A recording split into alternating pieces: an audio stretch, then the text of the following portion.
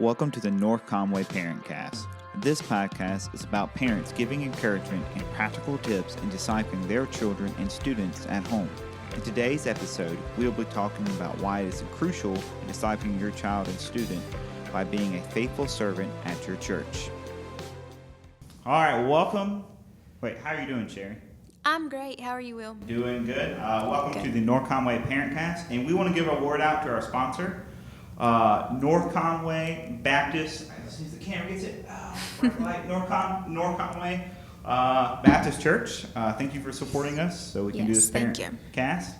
And if you like to know more about our sponsor, go to northconwaybaptist.com. Now, last week we explained, or not last week, our last parent cast, we did we talked about our testimony and gave some practical tips of how to disciple students or kids at the house. And today we are going to talk about how to be a faithful servant at our local church and how that is crucial in discipling children and students. So, Will, with that said, what was your life growing up? How did your parents serve, and what did that look like in your family? So we'll start with my dad, because I'm starting to look more like him every day because he has no hair and I have a lot less hair than I did. So, sorry, I'm messing with the mic, the audios. But my dad he worked for Duke Power and Duke Energy most of my life, and now he worked for the York County Recycling Waste Center. He's whatever he does for that. But anyway, I remember him being on AV throughout my life, and then he would get there early, because if you're on AV, you have to get to the church early to help with the microphone setups and get the board right. And there's a lot of buttons, and I know more about that now, but he probably knows more than I do still. But he would be there early in the morning. He would go to major church events and help with that. And I go with him in the morning, and I'd sit up there right with him, and I say, "Hey, Dad, it sounds great," whatever a 5-year-old can do. And then he also was a deacon, and he took that seriously. He wouldn't tell me everything about a deacon's meeting. He hardly would give the details, but he would spin stuff in a positive light, and he would teach me, when you deal with people, there can be some conflict, not because people or church people are trying to get mad at each other. It's just they're trying to help. They're trying to solve problems. They're trying to serve, and because we're sinful people, things can mess up just for random reasons. So Satan's trying to mess up things, but he's taught me you try to ask questions to help understand or come to an understanding with people, and that's how you resolve issues. You just ask questions to understand more. And he also was a greeter. So at my home church, at one point we had 3 services, I think 3 Sunday schools. But there was an 8:30 service. We would go to that one as the service, so we'd be there like 8 o'clock with the sound, and then 9:45 went to Sunday school, and then 11 o'clock there was a service. It was like the contemporary service, and he would greet for all 3 services, and it would help share people or tell people where to go, because our building was very confusing, and I looking back at it, it's crazy how many Sunday school rooms that building had. But he would help out with that. And on the last service, he'd do the greeting, and then we peace out as soon as the service started, so we get to restaurants, beat the crowd to lunch. And then he also took his commitment very seriously. Never skipped an AV assignment or deacon unless there was an emergency. And there might have been a few baseball games he missed because of a deacon's meeting, but that was very rare. And I could be wrong on that, but I don't remember too much of that happening. And when we had summer vacations, when we come to good old Myrtle Beach, he would, if he had an AV assignment, we would do that. He would fulfill his duty there, and then we leave after church. And then so he did all that. And then my mom, who was an assistant principal at the time, then became a principal. As soon as I went to high school, she did choir most of my life when I was growing up. So my mom was in the choir, and my dad was doing sound. And I really don't remember sitting with my family that much if at all, at my home church. Yeah. The only time we sat together for sure if we went to church on vacation or went to my grandma's church in Virginia. And so until second grade, I would be with my dad in the sound, and then after that, I remember him being like the fourth pew. My mom would be practicing, my dad would be upstairs, and I'm just sitting there. And it was really kind of funny because there was another family that had some boys in their family, and they sit in front of me because their mom was the pianist and their dad was in the choir. And so we would play paper football before the service, not during the service. Before the service, while they're getting everything ready. And what's really cool is that one of the guys, he became a pharmacist, and I think he's helping with a church plant in Rock Hill. And then the other one became an engineer, and his wife is a children's director at her church, so he's serving a good bit of that church. And I am the black sheep and became a student and family pastor, I guess, of the bunch. So that was pretty cool. But my mom also did GAs and act teams, which is I don't know if people do act teams anymore as much, but act teams is basically the student version of GAs. She did that for a long time, big on missions, and they both did. My mom also helped with children's ministry, like, she she did whatever is needed for that, and then they both did student ministry trips if chaperones were needed. And the cool thing is they both still aren't, well, my dad's deacon still does AV, and my mom still does children's ministry and it helps greet.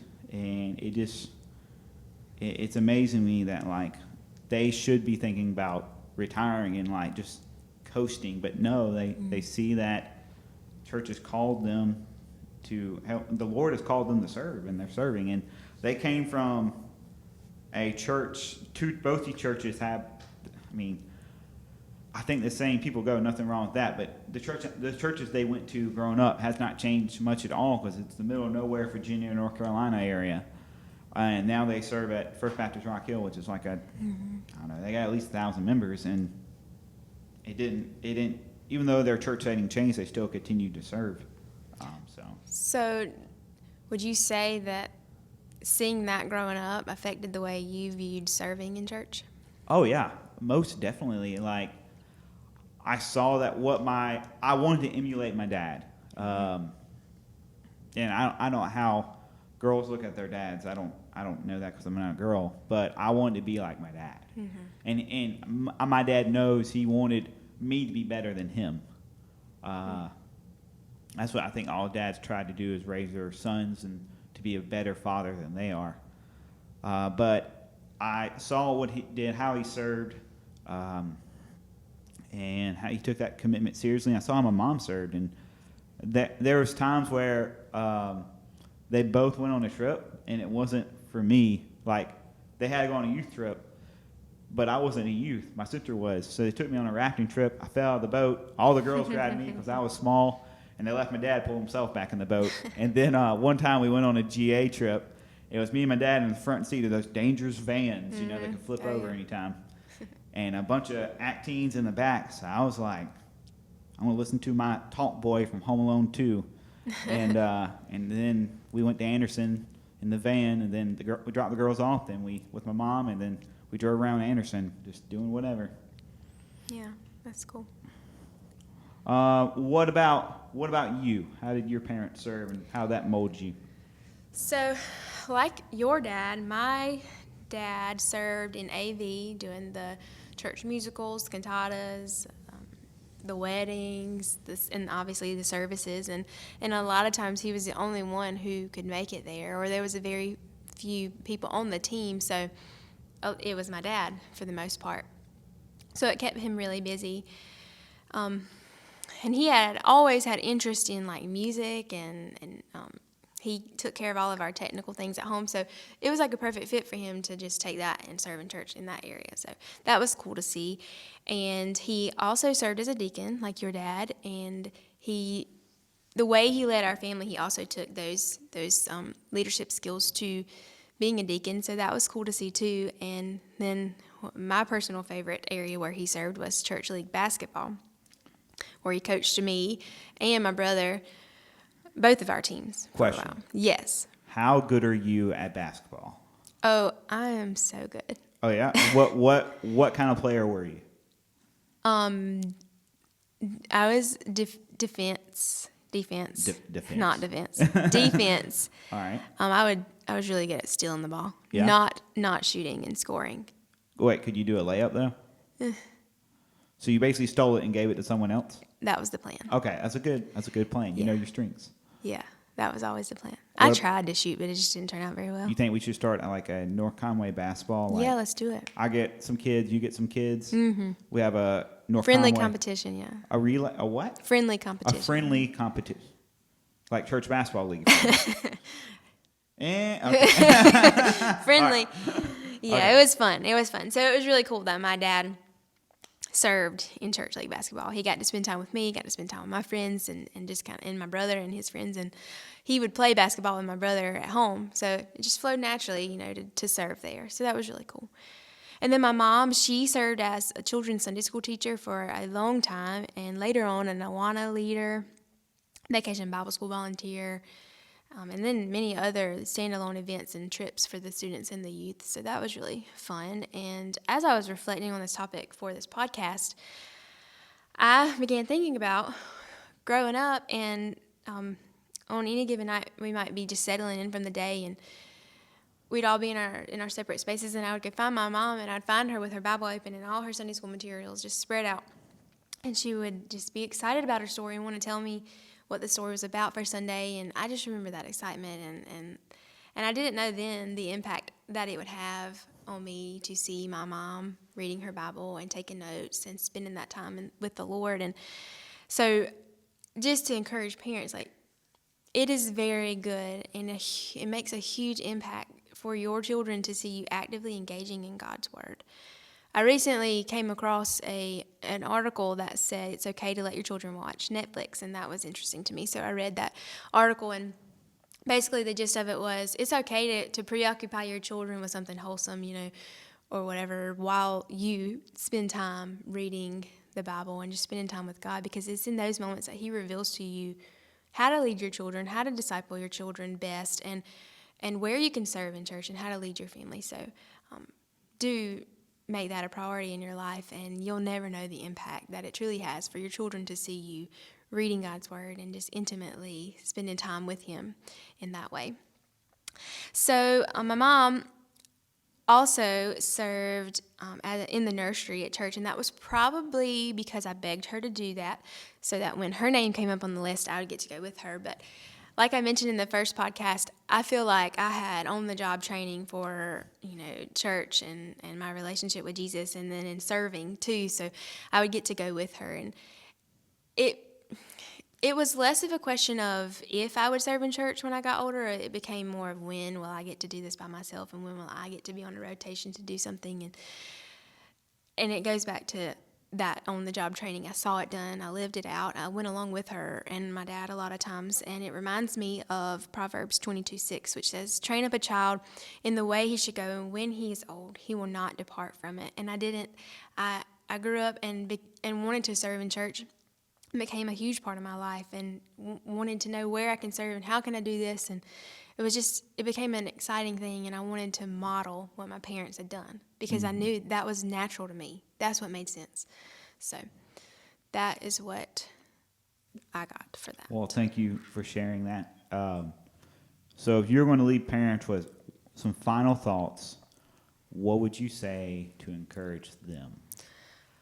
Well, I would just tell you that your children are watching you. They just are. It's just how it's designed, and you're their role model and ultimately their guide to life, whether they would say that right now or not. They see where you serve in church, and whether you realize it or not, they want to be just like you. So, and I ask myself this, and I ask you, are you who you want them to be? Serving in church doesn't make you a Christian. We all know that, but hopefully the experience that you have in serving in church, that you get a blessing in it, and hopefully it will change your perspective if you realize that you serving in church is training up your children to do the same and to make them faithful followers of Jesus. And you're giving your children the greatest gift you can ever give them of a faithful heart when you model the act of service in your life before your children. So I just want to leave you with this. Teach your children how to love God by loving God and serving in church.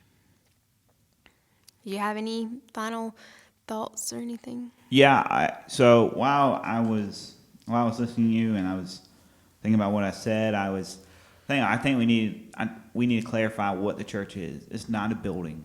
It's not an organization. Like, the biblical definition of church is a group of believers gathering together. It's and like there's a church like all believers are part of the church. It's God's people, Jesus' followers. And I think sometimes in my while I was growing up, I felt like the church was a institution. And throughout what I was taught in school as well, like they were saying, well, the church is just it's an institution that people they got together and they worship God or the God they believe, and it's not an institution. I mean, it is God's people, and we are supposed to be serving each other. That's what we're called to. We're saved by God through Christ.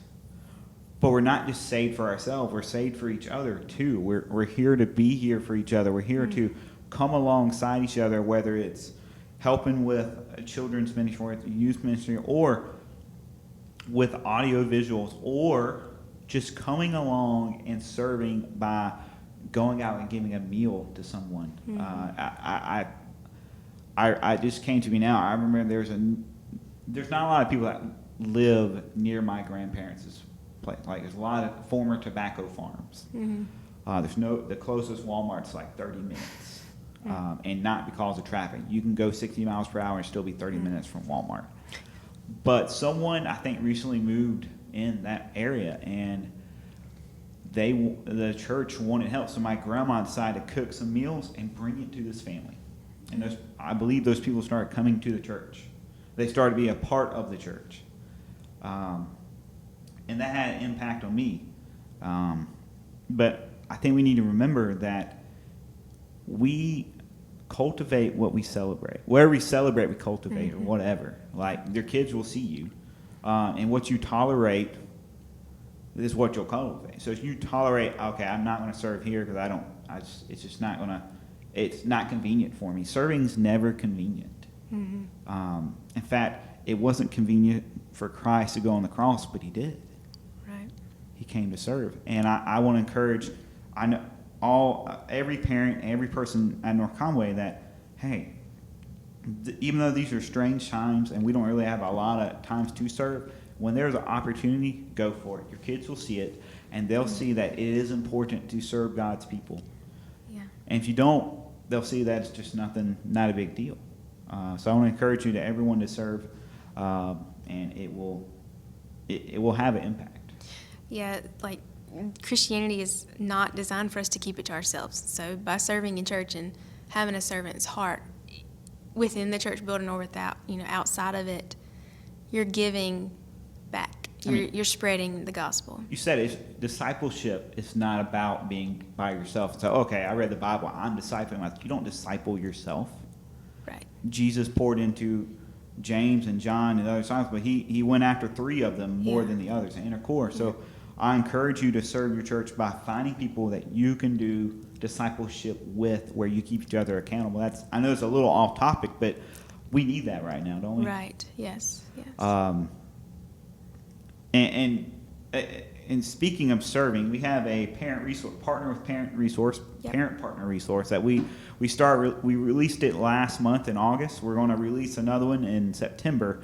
And the funny thing is, when we thought about this like 2 or 3 weeks ago, like, we want to talk about serving, and we hadn't got the material yet. And then the next thing we know, the material that this comes up with is about serving. So we want to encourage you to take that. It's on our website, northconwaybaptist.com. It's on one of the sliding banners.